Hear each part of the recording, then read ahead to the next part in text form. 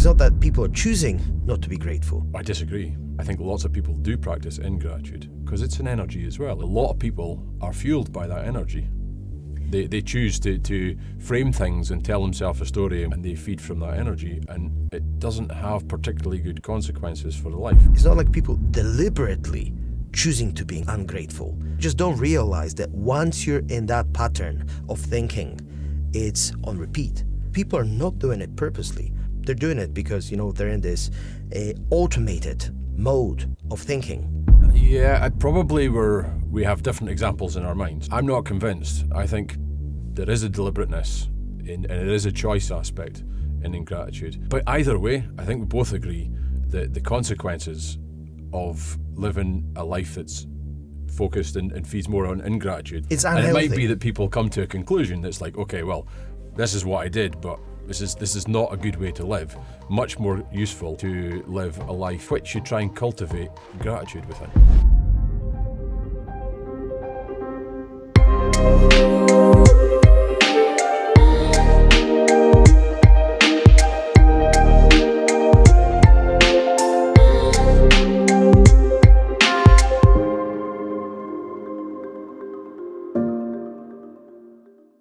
Much more useful to live a life which you try and cultivate gratitude within.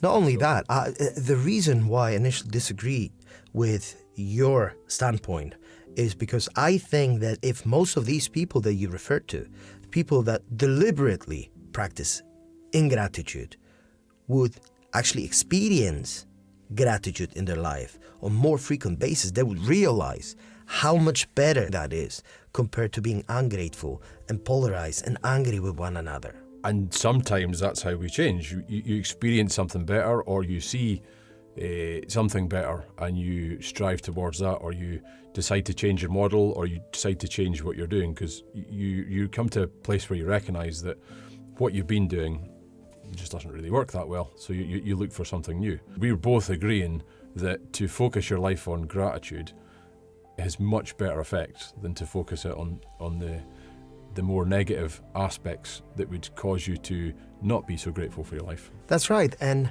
the interesting thing is that, I come across many people who simply can't see any positive aspects, in their life to be grateful for. And sometimes it just boggles my mind, because the people that I've got in mind are people who've got everything.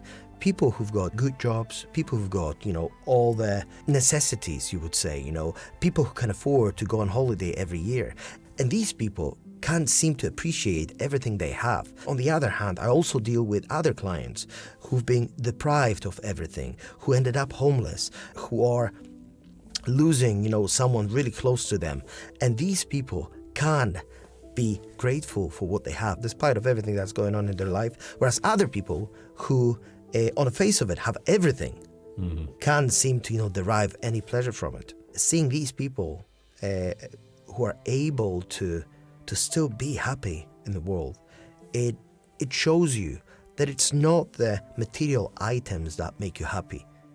It's the way you look at the world, it's the way you interpret these things. And what we want to convey is a message that it's entirely up to you to decide whether or not you want to live in a state of fear, or whether you want to try a gratitude practice and see where it can get you. See, one of the things about the gratitude is that it's something that takes time. It's something that takes practice. The key point here is that once you start implementing something in your life, you have to repeat it quite frequently.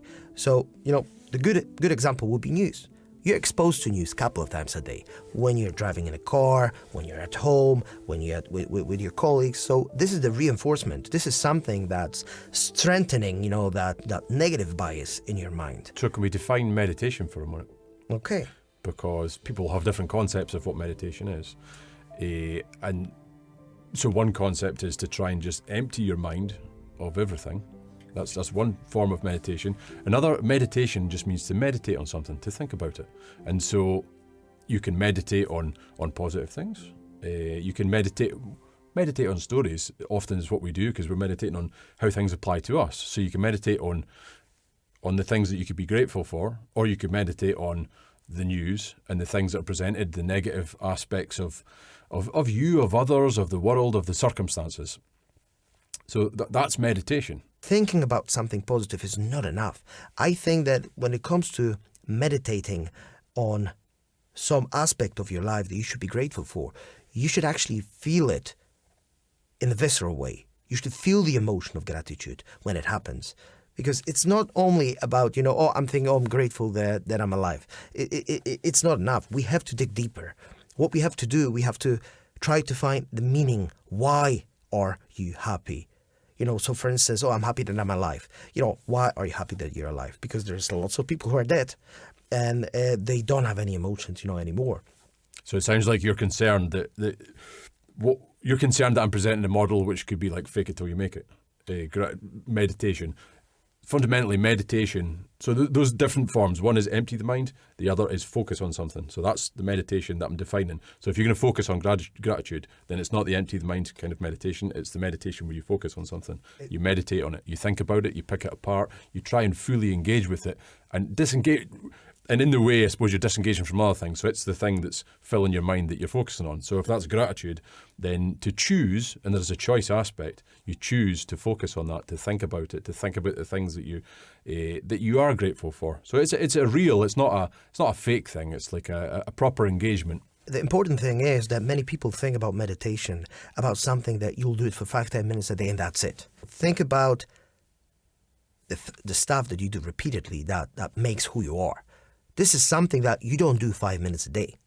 This is something you do over the course of many, many months or years. That makes who you are. So if you have some unrealistic expectation that you're going to meditate for 10 minutes every day, it's going to change your life, you're just going to have to think twice because that's not going to happen. You're actually going to have to try to remind yourself of these positive things throughout the day.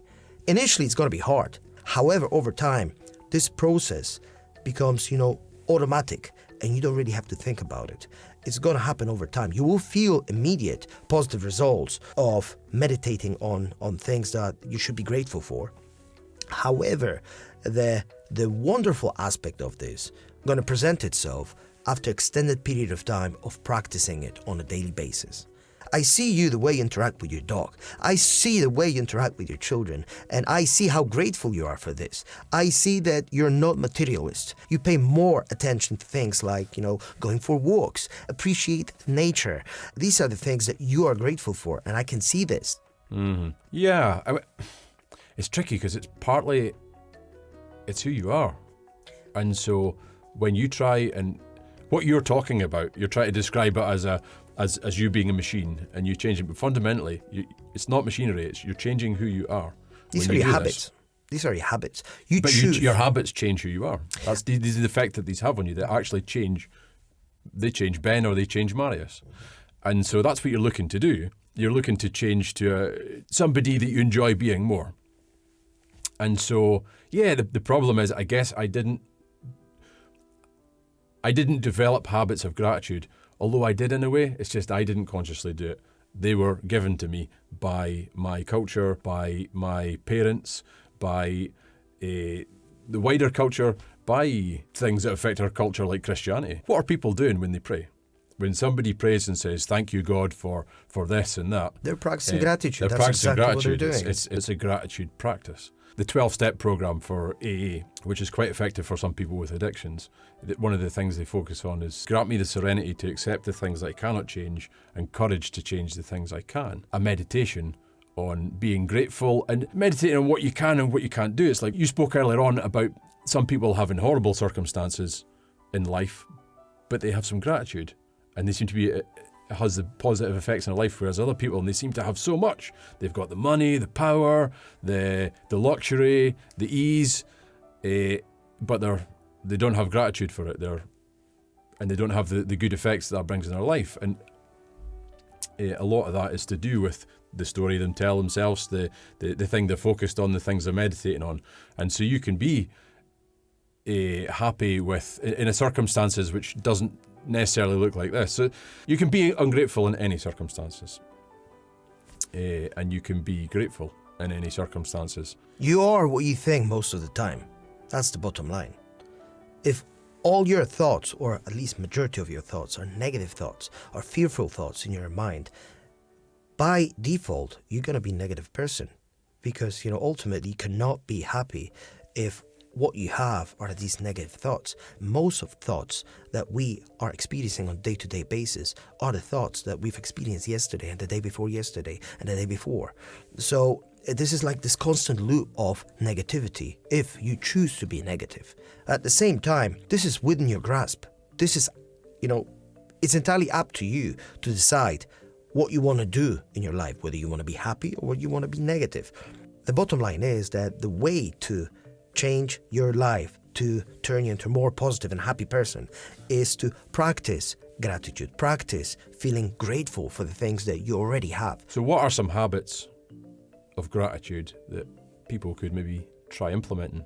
Spending a couple of minutes, after you wake up first thing in the morning and just, being grateful for basic things, being grateful for things like, the fact that you woke up, the fact that you're still alive, the fact that you're healthy, the fact that, everything in your life is not a complete disaster. The fact that you have running water, the fact that you have enough money to put the food on your table. Appreciate the very basic things that you've got in your life.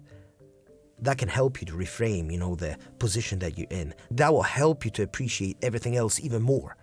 Because yes, it's great that you have money, but once you're able to visualize and appreciate the basic things, the fact that you're healthy, for instance, then imagine, what a boost it will give you to think about the wealth, how much more grateful you should be for that. Once you start your day in a positive way, being grateful for things, it changes the perspective. It changes the way you interact with the world going onwards. The reality is, if you're going to wake up, you're first going to start engaging in some new argument on social media. First thing that's going to happen, you're going to be automatically in a state of fear and anger. And this is not what you want to do. This is not what you want to promote. And unfortunately, this is the way most of us wake up first thing in the morning. First thing we do, we grab a phone and we see a notification about some horrible disaster that happened, while we were sleeping. So instead of being grateful for everything that we have in our life, we're living in a constant state of fear. So there are other things that you could do, things like getting rid of, news apps. We've already discussed this, in our last episode, that if you're interested watching, you can just go back. But the bottom line is that you try to start day in a good way, and same goes for going to sleep. Before you go to sleep, try to be grateful. Think about, the whole day. Think about all the positive things that happen throughout the day, even the negative things. The main thing is that you've survived. And if you meditate on these positive things before you go to bed, it will help you sleep. It will help you to reprogram that mind of yours to be more positive. But what you have to really remember is the fact that whatever you put in your mind on a regular basis will dictate what sort of thoughts you will have and what sort of life ultimately you will have. So a disciplined practice of being grateful, a disciplined habits of gratitude.